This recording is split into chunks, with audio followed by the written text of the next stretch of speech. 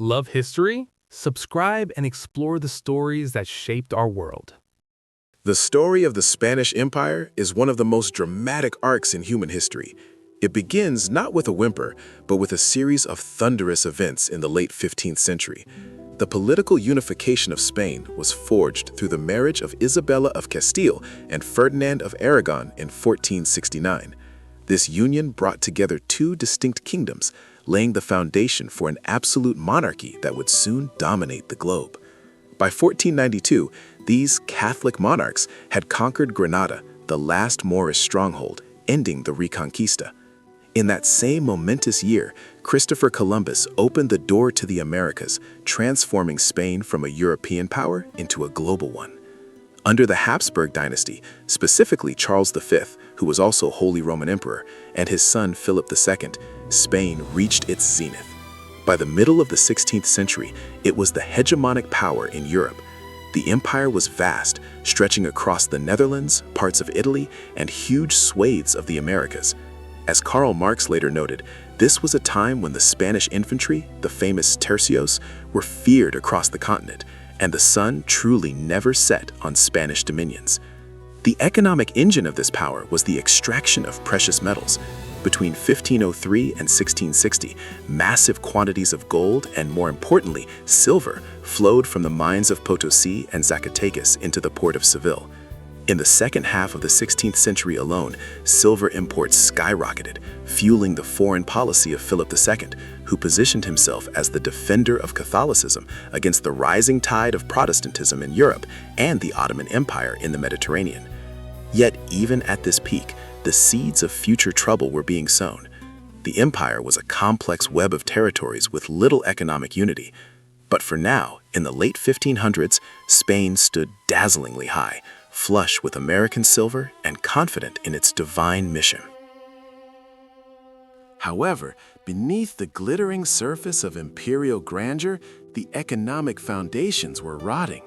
The influx of New World silver, which should have been a blessing, turned into a curse, a phenomenon economists would later recognize as the resource curse or Dutch disease. This massive injection of liquidity caused a price revolution. Inflation soared.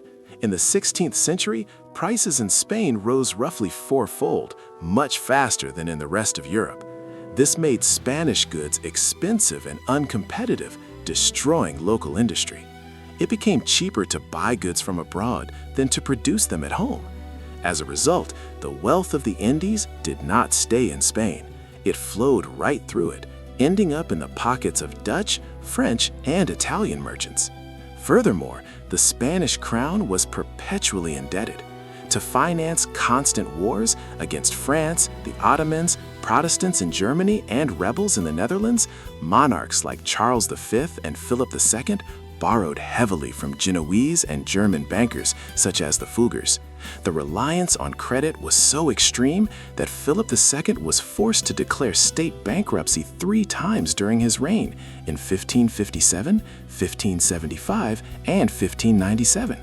The domestic economy was further stifled by poor policy. The crown favored the Mesta, a powerful sheep owners' guild, over agriculture. This led to the desertification of Castile and a reliance on imported grain. Meanwhile, the expulsion of industrious minorities, first the Jews in 1492 and later the Moriscos, Christianized Moors in 1609, deprived the country of skilled artisans and farmers, leading to the depopulation of fertile regions like Valencia. By the early 17th century, under Philip III and Philip IV, the flow of silver began to dwindle, and the monetary system collapsed into chaos. The government resorted to minting copper coins, known as vellon, triggering hyperinflation and a loss of confidence in the currency. Spain was a rich king in a poor country, its people starving amidst the illusion of wealth. As the economy crumbled, the military machine that had enforced Spanish will began to falter. The turning of the tide was gradual but relentless. A major blow to Spanish prestige occurred in 1588 with the failure of the invincible Armada against England. The loss of this massive fleet signaled that Spain could no longer claim undisputed mastery of the seas, opening the Atlantic to English and Dutch privateers who preyed on Spanish treasure fleets. The struggle in the Netherlands, the 80 Years' War, became a bleeding ulcer for the Spanish treasury. Simultaneously, the 30 Years' War, 1618 to 1648, drained the last reserves of the Habsburg monarchy. It was during this conflict that the myth of Spanish military invincibility was finally shattered. On May 19, 1643, at the Battle of Rocroi, a French army decimated the veteran Spanish tercios. For over a century, these infantry squares had dominated European battlefields. Their defeat at Rocroi marked the symbolic end of Spanish military greatness and the beginning of French hegemony in Europe. The Treaty of the Pyrenees in 1659 confirmed this shift in power.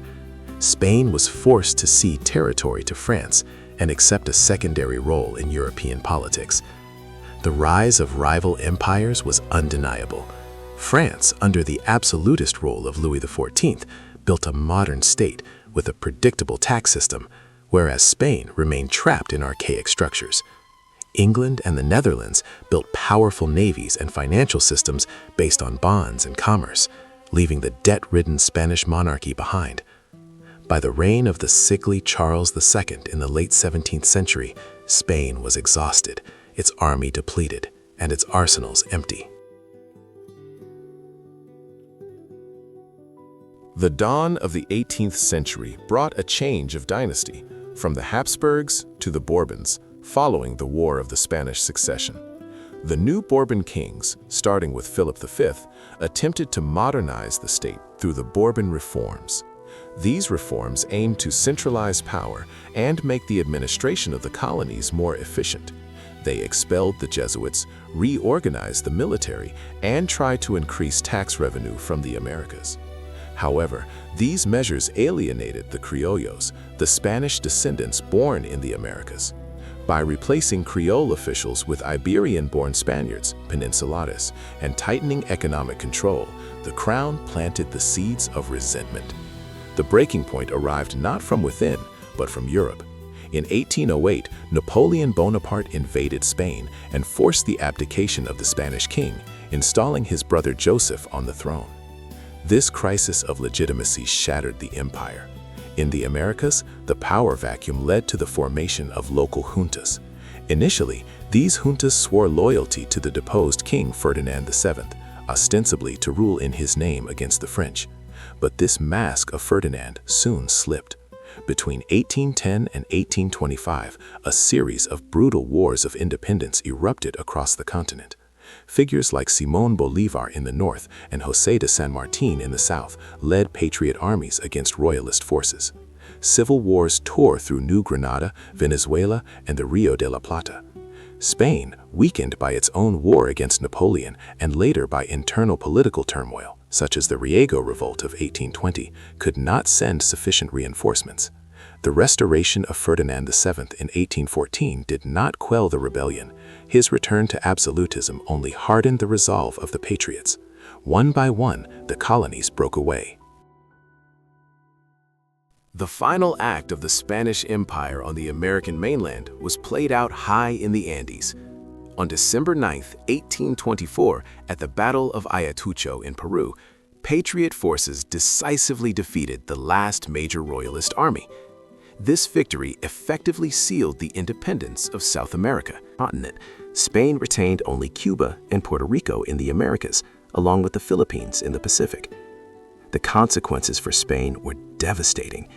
It had lost the primary source of its wealth and prestige.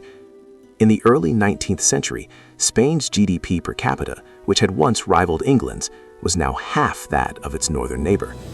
The country was left with a legacy of economic backwardness, political instability, and a society that had spent centuries valuing the sword and the cross over industry and commerce.